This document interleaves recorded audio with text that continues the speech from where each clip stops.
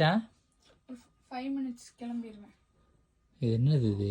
எதுக்கு இத்தனை குப்பை போட்டு வச்சிருக்கிற? அப்ப எல்லா ட்ரெஸ்ஸும் போட்டு பார்த்தேன்ப்பா. எந்த ட்ரெஸ் எனக்கு நல்லா இருக்குன்னு பார்த்துட்டு தானப்பா நான் கிளம்பணும். அதுதான் சரிதான். இப்ப யார் ட்ரெஸ் டைட்டா இருக்கு, இந்த ட்ரெஸ் ரொம்ப லூசா இருக்கு, இந்த ட்ரெஸ் கருப்பா இருக்கு, எப்படி கோயிலுக்கு போடுறது, அந்த ட்ரெஸ் கழுத்தா இருக்குது, அந்த ட்ரெஸ் இங்க பிடிக்குது. இல்லடி, இப்ப நானும் தான் கிளம்புனேன். ஒரு டிஷர்ட் எடுத்தேன், ஒரு பேண்ட் எடுத்தேன், போட்டுட்டு உட்காந்துட்டேன். நீ மாடு டேக்கிப்பா, நீ எப்படி கிளம்புவ? நான் மனுஷி பாரு.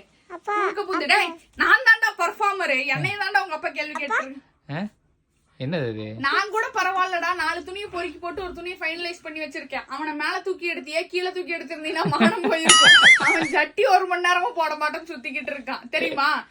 ஆனா எப்படி தான் தெரியல, கடையில போட்டு பார்க்கும்போது எல்லா ட்ரெஸ்ஸும் நம்மளுக்கே தைச்ச மாதிரி இருக்கு. வாவ், இதுதான்டா ட்ரெஸ், பிக்ஸ் பண்ணு, தூக்கு அப்படின்னு. வீட்டுக்கு போட்டு வந்து ஒரு 2 வாட்டி போட்டோன்னா அது என்ன இங்க பிடிக்குது இங்க பிடிக்குது, பிடிக்க மாட்டேங்குது.